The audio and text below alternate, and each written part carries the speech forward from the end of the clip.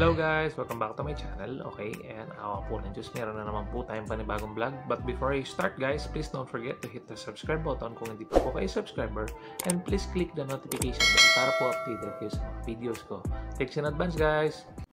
At ayan na nga guys, no? Ginabi na naman tayo ng uwi. Kasi tumatayo tayong laborer ng ating manggagawa. So right now, this is the part 2 of our ayan guys, improvement, no? Na ginawa. So ayan, dalawa pa lang po ang ating ilaw right now. Ayun, tsaka ito sa likod, automatic light po yan. Nagbubukas po yan pagka gabi na at namamatay pagka may araw na. And ayan, nag-install na rin po ako ng camera right here para po ma-monitor ko itong mga nasa labas. So ayan, medyo malabo po ang ating nakukuhang video, no? Pero right now ayan, this is the 20th day, no, ng ating renovation. Talagang focus po kami ngayon sa ano pa lang, sa drywall at saka sa ceiling, no. Almost done na po, no. Nandito na po kami sa moment na nag-i-skim coat na kami ng ating mga pinag-rivets, no. Ayan, no. Yan, again, yan po ang ating update, no. Medyo marumi, no. Yan. Okay. Mapapansin nyo guys, no, gin-rinder po yan para po maging smooth yung surface natin, no. Yan. Tapos gasa tape na rin po. Sandali. Yan. Naka-gasa tape na, no? Ito yung ano natin. Yan, no? Halos nakasara na talaga lahat, no? Baka nagtataka kayo bakit wala pa rin enclosed dito or nakasara dito. Kasi sinadya ko talaga siyang wala pang isasara dyan. Kasi I will make this a single room muna, and then this one, ito yung second room natin. No? Supposedly ito yung pinto ng talagang first room. Sarado dapat to from here to there. Kasi ito yung ano natin, no? Ayan. So hindi ko muna pinasara, no? This is the door to the kitchen. Ayan. Kitchen, of course, then the bathroom, then ayun na yung paglabas dun sa likod. Yan. Ito na yung sa likod. Yan, o.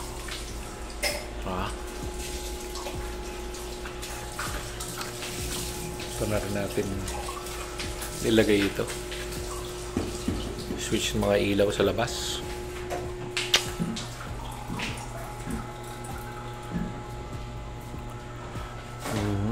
Ayan.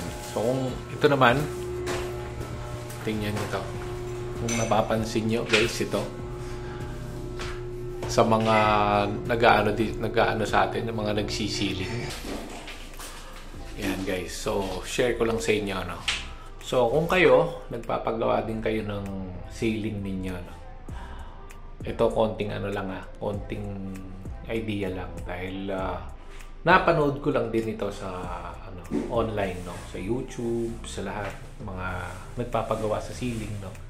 Ayan, kung mapapansin niyo guys, yan, malalapit yung pinag-rivets ng Hardiplex, no. Ang ano kasi niyan guys, ang spacing kasi niyan is 1 foot or 12 inches. Ang mga iba kasing nagsisiling guys, usually ginagawa lang nilang ganito. Yan, ganyang kalayo, 16 inches. 16, tingnan yung difference. Ito malapit to, di ba? Ito 16. Kaya ako pina-16 ito tapos pinaliit ko na yun doon kasi magkakaroon ako ng small opening dito. Pero iba pa rin kasi talaga na pare-parehas 12 inches or 1 foot 12 inches. Yan o. 12 inches yan. Yung difference niyan, puro 12 inches yan. Bakit ko sinasabing ganon? Kaya ako sinasabing ganon guys kasi mas matibay po ang ating ceiling kapag mas maliit ang gap ang gap nila, no? Siyempre, the more na maraming kinakapitan ng hardiplex natin, the more na matibay yung pagkakagawa niyan.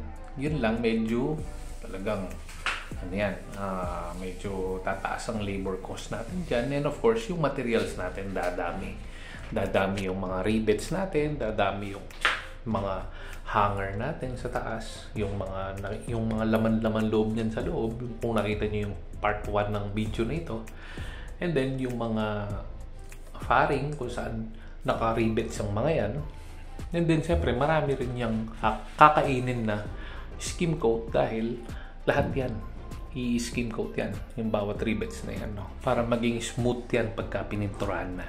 So ayun, yun yung share ko sa inyo, no? Sa guys, sa mga materials pala, kung yun nga, dahil ako Pampanga area ako, no? Unfortunately, dito sa area natin dito sa may Sapang Maysak, Mexico, Pampanga, or Amaya Escapes, Pampanga, nakakalungkot, pero usually yung mga natin dito, yung mga suking hardware natin dito, suking construction supply natin dito, medyo mahal sila, no? Kailangan ko pang pumunta ng Mabalacat just to buy cheaper products or cheaper materials, kasi malayo, no? Ang mga gamit natin dito ay may kanya-kanyang kapal yan. Yung kaya ko nasabing malayo yung price, kasi just imagine guys, no, yung 0.5 na lang ng, ang sinasabi kong 0.5 na yun guys ay yung kapal ng metal. 0.5 yung metal faring na ginamit natin dito, pero merong mabibiling 0.6, 0.7 ng mga metal faring, no? However, dito sa area natin sa Amaya Escapes, Pampanga, yung mga metal faring na yan is ayan, kahit dito guys, ito ang ginamit dito ay sa drywall na to is metal studs naman. Meron din silang kapal na 0.5, 0.6, 0.7. So kayo na mamimili kung ano yung mas okay sa inyo. Siyempre, the more na makapal yan, the more na matibay yan, no? Ngayon, ang nakakalungkot kasi dito guys, nag-ikot-ikot ako dito sa buong Pampanga. Actually, sa buong Pampanga na ako nag-ikot, no? I even reached Angeles and San Fernando just by looking some materials. And yun nga, talagang sa Mabalacat lang tayo nakahanap ng mura. Hindi ako magdi-disclose ng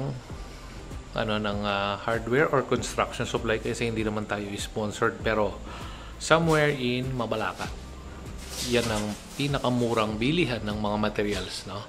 Ganito ko na lang sasabihin sa inyo kung paano kong sasabihin guys. Ito guys, ito metal stud, no? May 0.5 nito, merong 0.6. Dito sa area natin, sa Sapang Maysak, Mexico, Pampanga, sa malapit Amaya Escapes, Pampanga, yung presyo ng ganito, kung bibenta nila sa atin to, 120 ang isa. Ang kinain na metal studs ng ito, ng ginawa natin ito, no? Yan, yung mga drywall na yan, lahat yan, ang kinain yan dito sa loob. Yan guys, so, lahat ng yan, kabilaan yan, no? Ang kinain yan is almost 45 na metal studs, 45 pieces na ganito. So, i-multiply mo yon sa 120 pesos kung yung kapal ng metal studs mo ay 0.5 lang. Ngayon, sa Mabalacat guys, may mas makapal na ganito, 0.6 ang kapal, pero mura. Nasa 105 lang ang per piraso, no? Dito, manipis na yung binibigay nilang kapal, pero mahal pa. Ganun katindi yung mga, unfortunately, dito sa area natin dito, no? Ngayon, kung bibili ka naman din yan, meron naman, pag kunyari maramihan naman yung i-orderin ninyo, pwede naman siyang ipa-deliver. Tsaka, mura lang naman ang delivery fee kung sakali. Dahil just imagine kung how much yung masisave ninyo sa 45 pieces na ganyan. Hindi lang naman yan ang binibili nyo. Sasabihin nyo na rin itong hardiplex or kung ano mang Physem board na gagamitin nyo.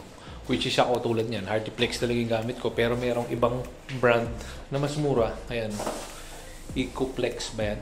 Oh, Ecoflex. Ito kaya ako binili to kasi pang CR lang naman yan. Hindi ko naman kailangan ng makapal na ano para sa CR. Kasi ayan guys. Binuksan kasi namin tong CR. Ayan. Tinignan namin kung saan yung source ng leak. Kasi meron siyang leak eh. No? Ayan. So, I am saying this kasi it will help you a lot, no? Sa mga nagpapagawa. Ang unang-unang tinitingnan natin is yung materials kasi magdidepende lahat ng yan sa mga materials na gagamitin natin para makasave tayo kahit papano ng mabibili natin, no? And unfortunately dito sa area natin is talagang mahal ang ano nila. Mahal ang mga paninda nila. Ito lang guys, itong insulation na to. 50 meters yan sa Mabalacat doon sa sinasabi kong nagbebenta ng ganyan. Nasa 2,200 lang yan. 2,200. While here, ang per meter niyan is nasa almost 100 pesos na. So 50 meters ito. Just imagine 5,000 or 4,000 plus kung 50 meters mong bibilin yan. Ganun katindi. No? Pero sa Mabalacat, 2,200 lang yan. Yung ibang mga hardware tsaka construction supply sa Mabalacat is mataas lang konti. Siguro mga 2,600. So hanapin nyo na lang yung nagbebenta ng 2,200 na insulation. 10mm yan guys ha. Parang ano kayo, 10mm yan at double yan. Double insulation yan. No? 2,200 lang yan. 2,200 lang namin nabili yan. Just imagine that kung gaano ka tipid ang nangyari dyan. Ito rin. Liso, no? Ang ating metal sheet, no? 1.0 ang kapal nito, guys. Pag binili nyo ito sa mga hardware supply dito or construction supply dito, nasa 1,100 yan. Pero dun sa sinasabi kong binibilang ko ng murang materials is nasa 880 pesos lang ang presyo niyan. At meron ding mga nagbebenta ng Hardiplex yan. Itong mga Hardiplex na ito per peraso na hardware, yung binibigay nila sa inyo, hindi naman tunay na Hardiplex. Tulad nga sabi ko, ayan, yan ang ibibigay nila sa inyo. Ecoplex. So, this type of FISM board are just cheaper. Iba pa rin yung quality ng Hardiplex na tulad nito, no? Ayan. So, may mga nagbebenta nito, Hardiplex, sasabihin nyo, pero iba yung ibibigay nila. Hindi siya Hardiplex talaga. So, sasabihin nyo, kung tarang dapat Hardiplex na. Totoong Hardiplex. Yun ang, again, ang Hardiplex ay medyo may kamahalan talaga. Nasa 600 to 700 each ang 4.5mm or 316 or nasa 1/4 na yata yung kapal ng ganyan. No? Ito yan, guys. Ayan. Yan ang kapal ng 4.5mm. Huh? Ayan. So, ayan. Yan yung kapal ng 4.5mm. Meron mas cheaper dyan. Yun yung 3.5mm. Pero hindi na siya advisable. Lalo na sa mga drywall na ganito. Kasi actually, dapat nga ito 6mm na ito eh. Dapat yung medyo mas makapal pa. So that, hindi siya agad masira, di ba? Pero ganito man, nilahat ko na. Ginawa ka ng 4.5 lahat. 4.5 ang ceiling, 4.5 ang drywall. So, hindi naman siguro tatamaan yan ng mga bata or kami. Hindi naman kami nang babangga ng drywall, no? So, yan ang nangyari, guys. Huh? This is the first room. No? Yan. Okay. So, ito yung main door natin, di ba? So, kung matatandaan nyo, yan yung ano natin. Yung pinalagyan ko ng grills, yung parang anchor ng bahay. Main door. First room. Then, this is the second room, supposedly. Sasara yan dapat dito. Pero hindi ko muna siya pinasara. Then, this is my door to kitchen. No? Yan yung ano. Yun yung sinishare ko lang sa inyo, guys, para malaman nyo na, yun nga, sadly, wala po akong nahanap na murang nagbebenta ng materials dito sa area natin. At masakit sa bulsa, no? Yung materials natin, no? Yan. So, tingnan natin sa labas, ha? Kita nyo. Ayan siya, guys. So right now, ayan, ganyan siya. No? Yan. No? Yan. Ganyan siya, guys. No? Tingnan natin sa labas yung drywall. Yeah. Ayan, yung sinasabi ko guys. So this would be the first room. First room yan. Dapat sarado yan. Hindi ko muna pinasara. Then of course, that's the second room na nandoon sa likod ng main door. And of course, our loving gate. Ayan, meron na tayong gate. Medyo malabo sa gabi, no? Pero maggagawa rin ako ng vlog na part 3 nito para makita nyo pagtapos na ang ating bahay. And ayan pa rin guys. So nakaabang pa rin ang ating mga linya ng ilaw. Soon, magkakailaw lahat yan. Yan. Tatantarin ko ng ilaw yan guys para maliwanag ang ating area, no? Ayan. Kulang kasi ng ilaw dito guys kasi medyo malabo yung ano natin, yung solar light natin, yung ano ng HOA, no? Ayan. No? So yun guys, ayun pa lang ang update natin ngayon, no? So this is the 20th day ng ating renovation or improvements ng ating bungalow pad. And so far, yung pa rin po ang ating gumagawa, no? Yan, siya pa rin.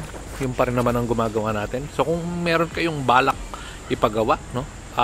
Ang masasabi ko lang guys is sulit yung yung manggagawa ko, no? Ang usapan kasi namin talaga kontrata talaga, no? Kaso nga lang nabitin kasi siya. So sabi ang suggestion nga niya is, sige, okay lang sir. Para sabi niya, okay lang sir kahit na maalugi na ako. Doon sa nasabi ko kasing kontrata sa inyo is lugi na talaga.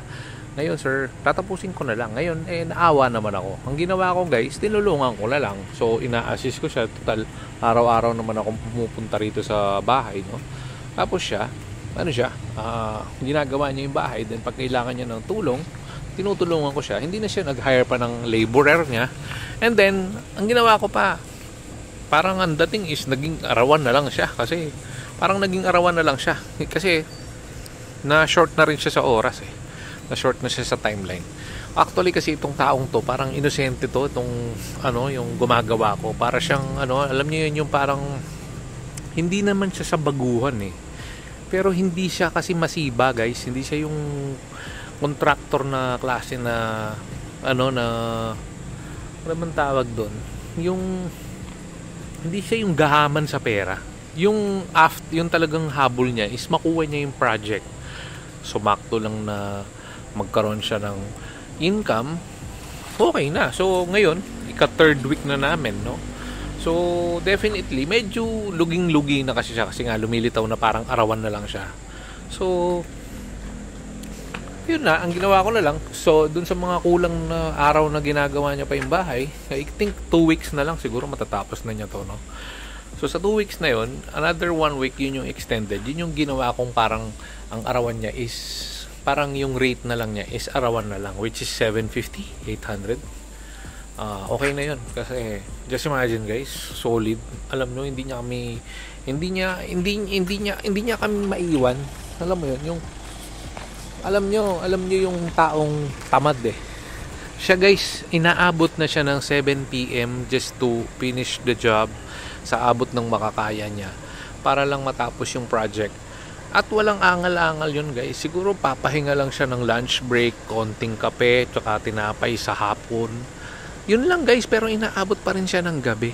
Ganun siya katinding klase ng manggagawa. At tsaka ito pa guys, take note lang.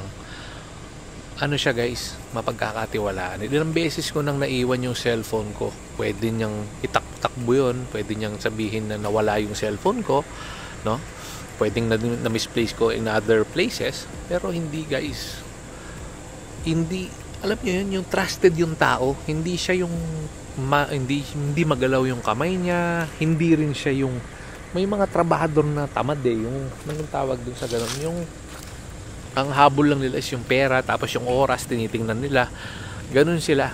Itong klase ng nakuha ko dito guys, yun nga, inosente siyang klase ng tao sa pagsingil ng labor. Pero hindi niya na-anticipate lang na mali yung costing niya sa labor. So sa labor na yun, luging-lugi siya talaga dun sa napag-usapan namin. Kaya ang ginawa ko, in-adjust ko na lang. Ang ginawa ko, dagdagan natin so that meron ka pa rin iuwi sa pamilya mo na kahit na, ayan, ganyan nga, na nagkakaroon tayo ng problema na ganyan. Kasi, siyempre guys, papasok siya. Just imagine, galing pa siya ng Mabalacat. tapos may service siya na tricycle, pupunta siya rito. Yun lang gas niya, guys. Sobra talaga. Tapos siyempre medyo mahigpit din tayo dito sa HOA. So just imagine yung patience niya, tapos yung perseverance niya to get the project. Napakalaki, napakalakas. At saka alam niyo yun, hindi siya yung makwentang klase ng tao. So yun guys, sinishare ko lang sa inyo. So that kung in case na meron pong may balak may pagawa sa inyo, pag-usapan nyo na lang guys. Pero yung trabaho niya quality, wala akong masabi. Hindi siya yung klase ng tao na maano sa ano. Hindi siya yung klase ng tao na matatalo kayo. Sulit kahit na actually gawin nyo lang siyang arawan or something na mag-usap kayo ng konti sa kontrata, ganyan.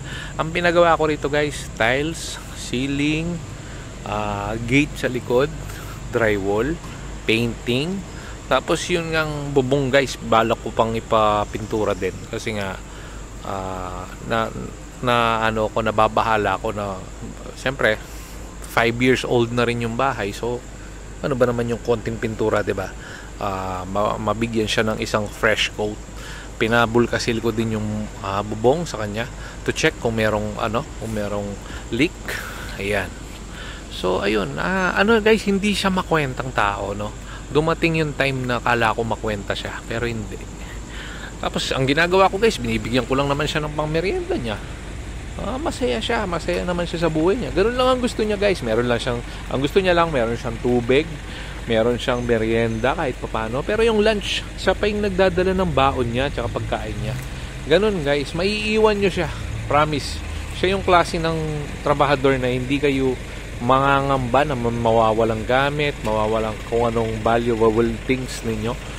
Ayan. So kung may mga napapanood nyo to guys at may balak magpagawa, try nyo siya. Hindi mare-recommend ko, definitely, no? Hindi pa man tapos ang aming project, pero alam nyo yun, sa pinapakita niya sa akin, iba talaga, no? Hindi man, actually, ito nga guys, hindi man nga niya alam na vlogger ako eh. So gusto ko lang din makatulong sa kanya. Siyempre after this project, hahanap na naman siya ng bagong project, and ayun nga, siguro again ipapost ko niyan yung yung contact info niya after kung mailabas yung part 3 ng video na ito. Hopefully abangan ninyo, no guys. So yan, so for now yan na po ang ating update sa ating mini house improvement. Yan, okay. So thanks for watching guys. See you again sa part 3 naman.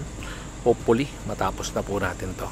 And ayan, sheesh, bye, keep safe everyone, thanks be to God, bye for now. Bye.